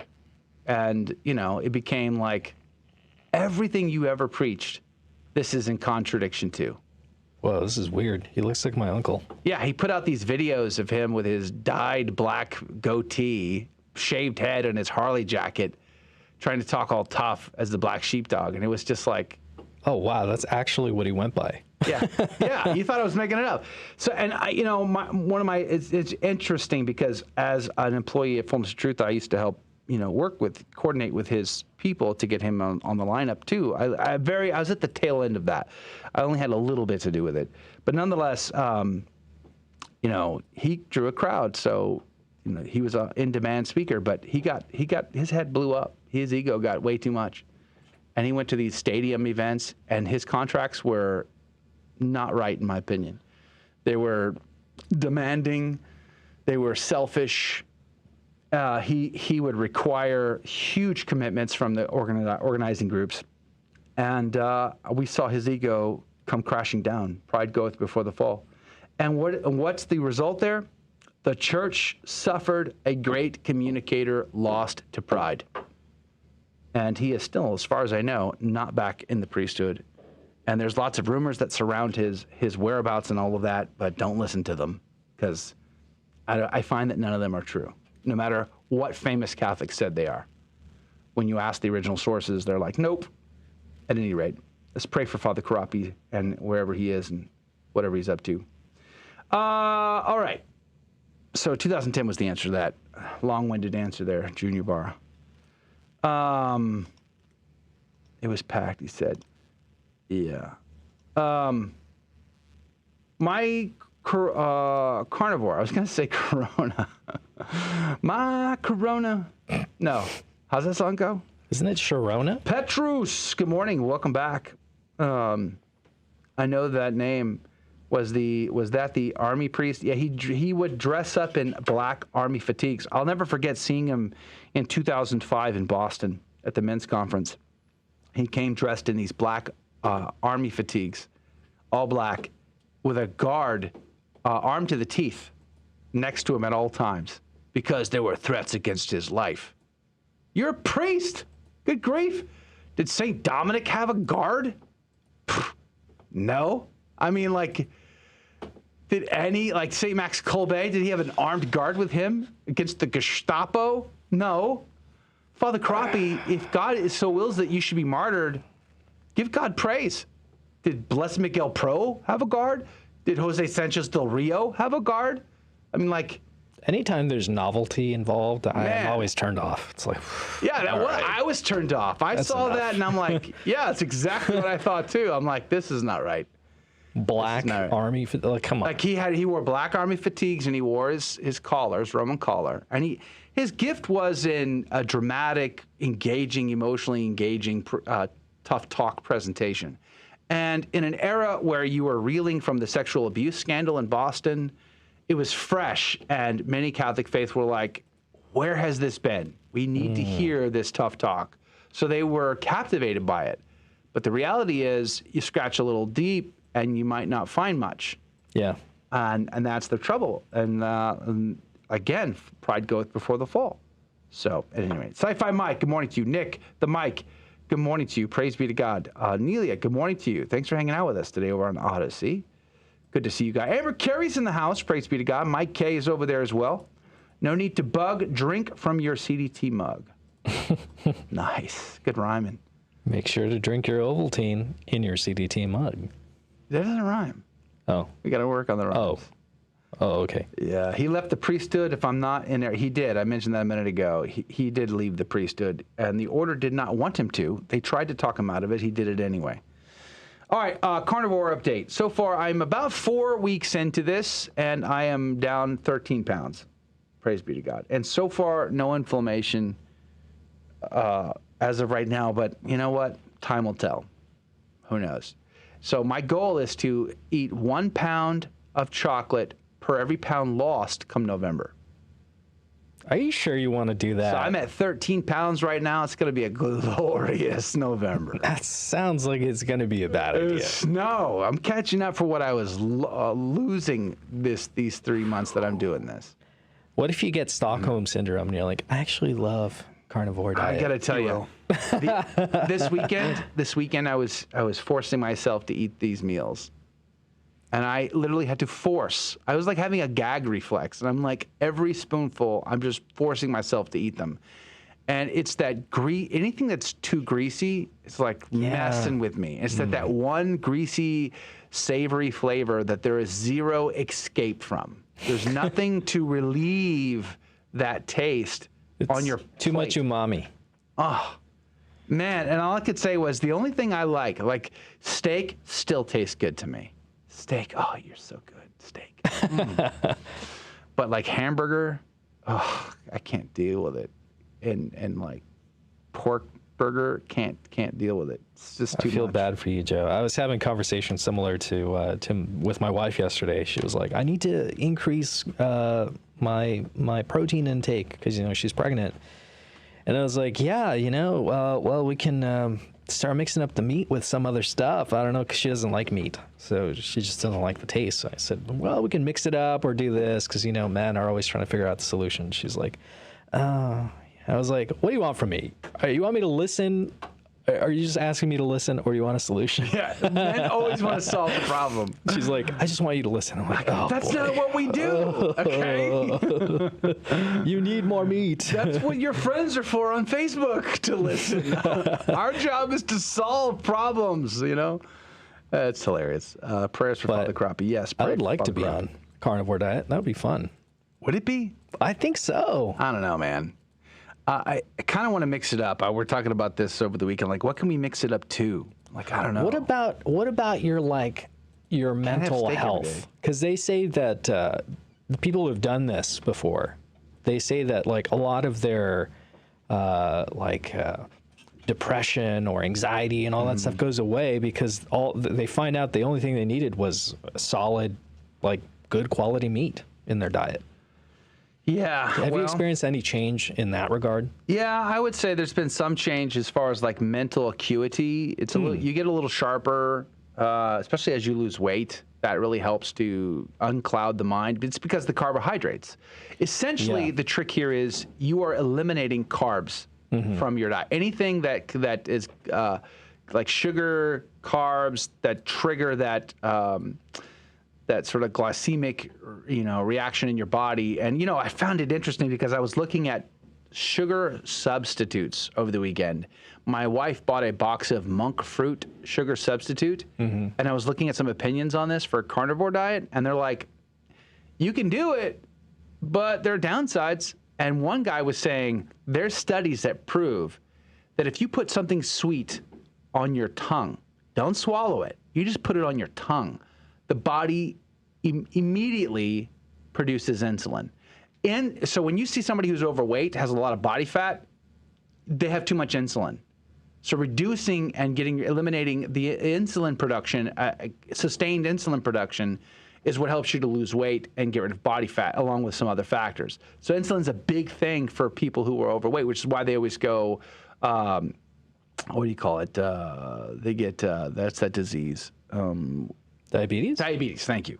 So I found that fascinating. So even if you put something sweet on the tongue and spit it out, you still have already produced. You've ruined the next 4 hours of your life in burning fat. So even if you were to go exercise or whatever, it would be pointless because you've already produced insulin just by tasting. And I wonder if the same is true by smelling something sweet. Like if I smelled like brownies, would that ruin the next 4 hours for me? So I've opted, and they said the other issue is, even though like the monk fruit and there's like stevia or whatever, there's others, they actually they don't trigger any blood sugar at all, which is what makes them a great alternative. But because it's a sweet-like taste, it triggers the desire for more carbs, more sweetness, which is counterintuitive to what you're trying to accomplish. Yeah. So I've opted to not have any sweetener, even though it's driving me nuts, till November. And then it's all chocolate all the time. Yeah, Amber just confirmed what you said. She says, please don't use sugar substitutes. If you want sugar, just have sugar. Substitute sugar actually makes your brain think you're eating sugar, and you aren't, so it wants more and gives you more cravings throughout the day. I would argue don't have sugar. Yeah, sugar is actually really bad for you. I would argue only eat sugar. You mentioned it brownies. Sounded like science to me when you said it, Adrian. It's it's confirmed. It's totally confirmed. All the doctors agree with me. All of them? All of them. Every last one. Every single doctor I asked about it agreed with me. Joe, you mentioned brownies just a minute ago. Oh, here you go. Back in 2010, since you mentioned 2010 also, 2010 is when I started doing Insanity. Have you heard about this before? No. Yeah, I've it's heard of Insanity. It's along the lines of P90X. P90X, but it's heavily cardio based, and it's body weight, using your body weight as weight and stuff like that. Really intense stuff. And I was doing this every single morning with my buddy James, who I'm actually not friends with anymore. He's a raging secularist. But we would do it every morning, and without fail, I would sweat, and my sweat would smell like brownies because I would eat a brownie every single day. What was in the brownie? Just curious. It was from 7-Eleven. It was the most delicious brownie I've ever had. California brownies? No. That sounds gross. Gas station brownie? Dude, 7-Eleven brownies I would crush delicious. a 7-Eleven brownie right now. I would just... Last night for the Feast of the Assumption, my little sister made ice cream and brownies and homemade whipped cream. Oh. Yeah, so she makes whipped cream from scratch, and then she made brownies from scratch. Oh, man. And then I went and bought a big old gallon of Bluebell vanilla ice cream. Of course you did. Of course you did. Look, I'm just going to go out and say it. Bluebell, I hate them. What? Look at the ingredient list. Oh, yeah, it's bad, but it's ice cream. What do you want? Well, it's supposed to be top of the line, and they put high fructose corn syrup in it. Of course they do. Well, there's alternatives. Yeah. That we always look for. We can't get Bluebell, to be honest with you. We can never buy Bluebell. Although I would if I could, because it's tasty. I would ask Nancy Pelosi, because she likes ice cream. Well, she loves Mother Earth and hates people who vote against Mother Earth. You know? Nancy. You have but years left. Speaking of, what a cringe statement to make. Like, sometimes Mother Earth gets mad, and we have to pass massive spending bills to appease Mother Earth. Sometimes Mother Earth gets mad, so we have to kill more babies. Like, bizarre. Like, yeah, this typical Inflation Act, not only is it spending more money, creating more inflation, does in fact support abortion with your tax dollars, hires 80,000 plus IRS agents to make sure your taxes are collected properly. And then, of course, it also guarantees loans to indigenous peoples, I guess, at a reasonable rate or something like that. I don't know. It's just bizarre. All this for Mother Earth. Jay Cook says high fructose corn syrup is just corn sugar. No, not really. No, not really. It's bad. It's no bueno. Ideally, it would be delicious, but it's not. Rosaries with bump stocks that allow faster. I saw this post on Twitter. Someone was like, it's so good. They retweeted Michael Knowles saying, anyone else feeling extreme this morning? And he has a picture of himself holding up his rosary, which honestly is a pretty cool rosary. It has the Holy Face on the crucifix. But some random person said, all this extremely fire Catholic drip in my timeline makes me wonder why all us Protestants get are those crusty WWJD bands. No fair. And he goes, the crustiness in question. She posted a picture of the What Would Jesus Do wristband. And I'm like, hey, you can join us. Get that Catholic drip. Yeah, it's like someone posted who was it who posted in the Telegram chat? It was like the incense, from the Catholics, the Orthodox, and then the smoke machine. That was hilarious. It was Luz. It was Luz. She had a whole series. It was cracking me up. Hilarious, yeah. It's like Protestants have no drip whatsoever. It's like their pastors come up in their kicks and their Nikes, and then meanwhile the bishop comes in with his papal regalia, his episcopal, his apostolic regalia. Yeah, speaking of packing heat, though, I had an interesting thing happen to us over the weekend. I think it was Saturday night or something. That's so creepy. We were in bed. It was either Friday or Saturday. I forget what night it was. Friday or Saturday night. And we were already in bed. And it was like 11 o'clock at night. And all of a sudden, the doorbell rings 3 times very fast. Ding, ding, ding, ding, ding. And I'm like, what the? And, of course, my kids rush to the front. I'm like, my policy is if something's weird in going on, like at the front door, I don't rush to that door without heat. So without your rosary? I got my rosary. I was packing. Oink, Which is the name of his gun. Nudge, nudge. It happens to be a Purple Sky brand of 9mm rosary. It's Joe's favorite color. Yeah, exactly. And so then I go to the door. And listen, they're going to wait for my timeline. No, I'm not going to be on their timeline. So by the time I got there, which wasn't really all that long, to be honest, but when the time I got there, my son was already looking out the window, and the guy was gone. But there was a truck parked out front, and it slowly drove away. And we're like, what the? And I went to check all the windows. Is there anybody like hiding in the bushes, walking by? Is there a team of people? Because a lot of times home invasions are that way. One person knocks on the door, other people are waiting and to run in. So I was not going to just open that door without knowing first. So I kind of was looking around, taking my sweet time. But that truck drove off. So then I go outside and look around. And all was clear, and it was just weird. So then I happened to have a camera system on my car. Not on my house. I need to fix that. But my car. And so I went and looked at the video. And, it's bizarre because the guy is like he pulls up very slow. He stops, sees something on my house that catches his attention. He backs up, and then he gets out of his truck. By the way, I want to note, it is a Dodge Ram that he's driving, a white Dodge Ram. I'm just saying. It had a tailgate.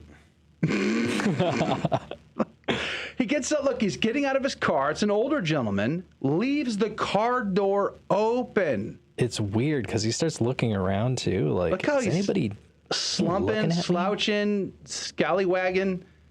Scallywagging. Yeah, that's a scallywag there. And then makes his way to the door.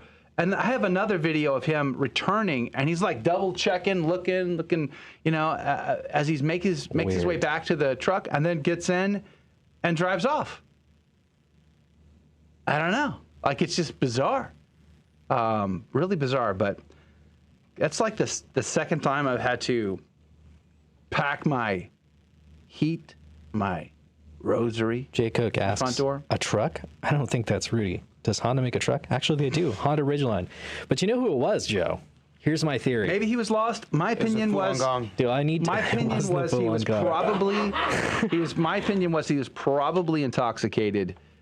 Maybe he thought we were a friend's house. Went to the wrong house. You want to hear my theory? I don't know. All right. After they reactivated the Large Hadron Collider. Okay. Here we go. This is located where? I don't know. Germany. Somewhere in Europe. Somewhere in Europe. The timeline was altered, and future you came back in time. You now drive a Dodge Ram truck.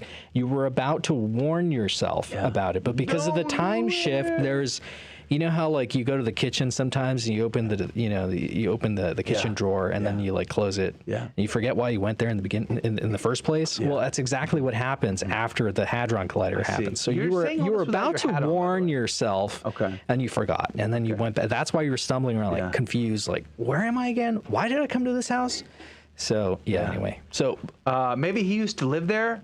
I bought the house before it was finished being built. Real quickly. You're still out there, by the way. If he lived there at the time, he was homeless. Real quickly, Nick wants to know who's doing the St. Michael's Lent. I'm doing St. Michael's Lent. You can join me. I recommend it. Cypher Mike said, looks like it's the Franciscans carried it out, so Adrian is out. Actually, I am doing it, but not because it's a Franciscan thing. just because it's a Catholic thing. So and we need more sacrifice and penance. So it starts today, ends on the Feast of St. Michael, which is at the end of September. So the moral of this story is don't buy Dodge Ram. I think that's what we can all take away from the moral of the story lesson is pray, fast, and do penance from today until the end of September. Ever. For St. Michael's Lent. Ever. Join me. Because the tailgates just fall off. And you can do whatever penance you would like. Oh, good. Let me know what penance Hey, you're listen. Did you guys catch the story of the worshiping of the golden calf at the games in the UK last week? I may have to bring you that story tomorrow. The Rosary story was more important today to cover, but maybe tomorrow I'll share that with you. The video, it will blow your mind. We have learned no lessons from the past. Worshipping a calf is always bad, and yet they did it again in England just last week. So until then, God bless you and God love you. Thank you for joining us on Your Catholic Drive Time, where it is our pleasure to keep you informed. If God don't do it, it won't get done. If God don't do it, it won't get done. If God don't do it, it won't get done. It's gonna take a miracle from me. What up with that? What up with that? What up with that?